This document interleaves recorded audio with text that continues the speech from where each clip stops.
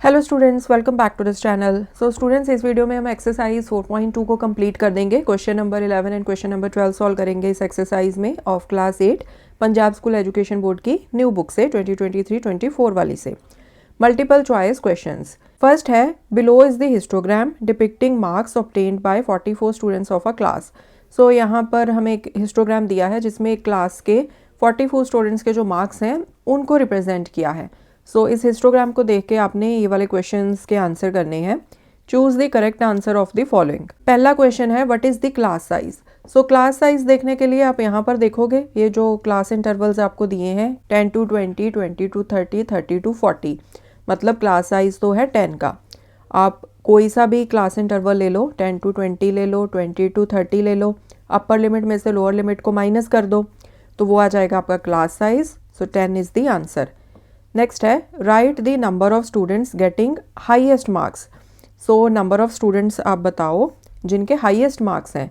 सो highest marks तो देखो यहाँ पर इस बार में रिप्रेजेंट होंगे, ठीक है, क्योंकि यहाँ पर क्या है 10 to 20 मार्क्स वाले स्टूडेंट्स, यहाँ पर 20 to 30 मार्क्स वाले स्टूडेंट एंड सो ऑन।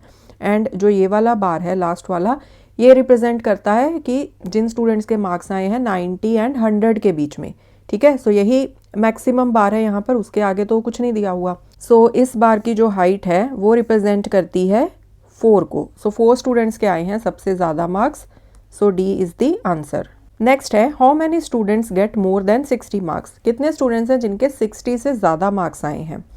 सो 60 से ज़्यादा मार्क्स आए हैं मतलब हम 60 to 70 वाला जो बार है ना, उसके राइट हैंड साइड वाले जितने भी बार्स हैं एंड इंक्लूडिंग दिस बार, इनमें काउंट कर लेंगे कि टोटल कितने स्टूडेंट्स आते हैं, ठीक है। सो 60 to 70 वाला एक तो ये बार हो गया, ये 4 को रिप्रेजेंट कर रहा है। सो 60 to 70 में वो वाले स्टूडेंट्स आ जाएंगे जिनके मार्क्स या तो 60 हैं या फिर 60 एंड 70 के बीच में है। एंड जो आगे के बार्स हैं आप उनको भी साथ में काउंट करोगे क्योंकि उन सभी स्टूडेंट्स के मार्क्स 60 से तो ज़्यादा ही हैं, ठीक है। सो 4 प्लस ये जो नेक्स्ट है 70 to 80, ये 7 को रिप्रेजेंट करता है। 80 to 90 रिप्रेजेंट करता है 5 को एंड 90 to 100 रिप्रेजेंट करता है 4 को। तो इनको ऐड करो, 4 + 4 8, 8 + 7 15, 15 + 5 20। सो यहाँ पर आंसर आ जाएगा ए 20। नेक्स्ट है, how many students get less than 40 marks. कितने स्टूडेंट्स हैं जिनके 40 से कम मार्क्स आए हैं। 40 से कम मतलब 40 को हमने काउंट नहीं करना है, 40 से कम है, ठीक है। सो 40 to 50 वाला जो बार है उसको छोड़ दो क्योंकि 40 to 50 वाले बार में आप उस स्टूडेंट को काउंट करोगे जिसके 40 मार्क्स हैं, बट हमने उन स्टूडेंट्स को काउंट करना है जिनके 40 से कम मार्क्स हैं। सो हम इस साइड पे मतलब 40 to 50 वाले के लेफ्ट में जितने भी बार्स हैं ना, इन स्टूडेंट्स को हम काउंट करेंगे, ठीक है। सो 10 to 20 में है 3 स्टूडेंट्स, 20 to 30 में है 2 स्टूडेंट्स, 30 to 40 में है 5 students. So 5 + 5 10। So D is the answer.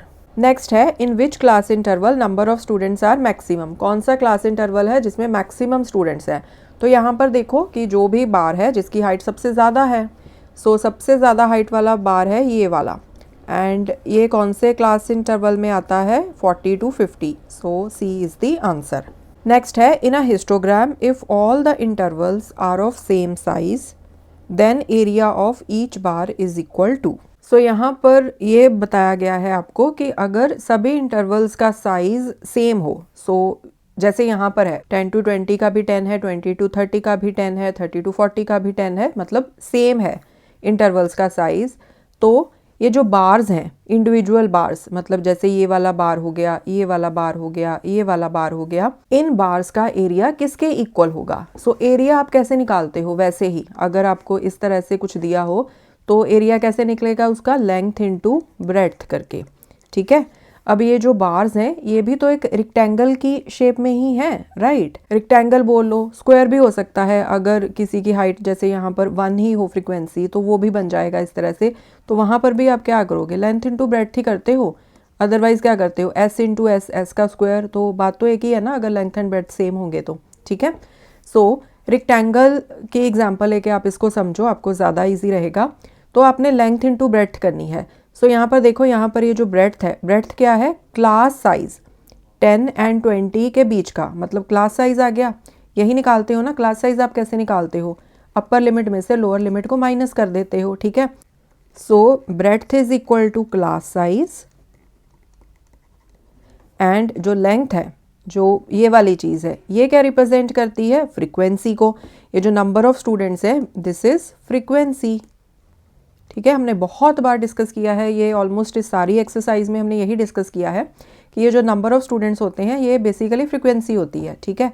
So length जो है वो कैसे निकलेगी? वो निकलेगी फ्रीक्वेंसी से, क्योंकि इस बार की जितनी भी हाइट है वो रिप्रेजेंट करती है नंबर ऑफ स्टूडेंट्स को। नंबर ऑफ स्टूडेंट्स क्या है? फ्रीक्वेंसी है।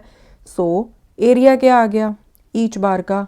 Length into breadth is equal to class size into frequency. So D is the answer. बहुत ही सिंपल क्वेश्चन है, बस हल्का सा जो लॉजिक है इसमें वो आपने अंडरस्टैंड करना है एंड आपका क्वेश्चन सॉल्व है, ठीक है। Question number 12 exercise 4.2 state whether the following statements are true और फॉल्स। सो फर्स्ट है there is no difference between bar graphs and histograms. अब ये स्टेटमेंट है फॉल्स, क्योंकि बार ग्राफ्स में एंड हिस्टोग्राम्स में डिफरेंस होता है। आपको याद है ना, हिस्टोग्राम में जो हम बार्स बनाते हैं वो इस तरह से एक दूसरे के साथ जुड़े होते हैं, ठीक है। एंड जो हम बार ग्राफ्स बनाते थे तो बार ग्राफ्स में हम इस तरह से अलग अलग बार्स बनाते थे। बार्स में हमेशा ही गैप होता है, बार्स कभी भी साथ में जुड़े नहीं होते। सेकंड है histogram is a bar graph with gap between two adjacent rectangles. So ये स्टेटमेंट भी फॉल्स है, क्योंकि हिस्टोग्राम में तो जो बार्स होते हैं वो एक दूसरे के साथ बिल्कुल जुड़े होते हैं, उनमें कोई भी गैप नहीं होता। लास्ट है in histogram the height of rectangle is meaningless. So again ये वाली स्टेटमेंट भी फॉल्स है, बिकॉज ये देखो ये हो गई हिस्टोग्राम के बार्स की हाइट, राइट। एंड ये जो अलोंग वाई एक्सिस हम क्या रिप्रेजेंट करते हैं? हम फ्रीक्वेंसी को रिप्रेजेंट करते हैं, ठीक है। सो ना तो इस रेक्टेंगल की हाइट मीनिंगलेस होती है, ना ही इस साइड को अगर आप इसको विड्थ बोल दोगे, ना ही ये मीनिंगलेस होती है। सो अगर ग्राफ में कोई भी चीज़ है जो मीनिंगलेस ही हो गई तो उस ग्राफ को बनाने का मतलब क्या हुआ? सो ये वाली जो स्टेटमेंट है वो फॉल्स है कि हिस्टोग्राम में जो आप रेक्टेंगल्स बनाते हो उनकी हाइट मीनिंगलेस है। सभी चीज़ों का मीनिंग होता है, तभी तो हम ग्राफ बनाते हैं। So this statement is false. So students, इसके साथ ही एक्सरसाइज 4.2 कंप्लीट होती है। एंड अगर आपको ये वीडियोस अच्छी लगती हैं तो इस चैनल को ज़्यादा से ज़्यादा आप अपने ग्रुप में शेयर कीजिए। If you like the videos please click on the like button and to subscribe to this channel. Thanks for watching, take care.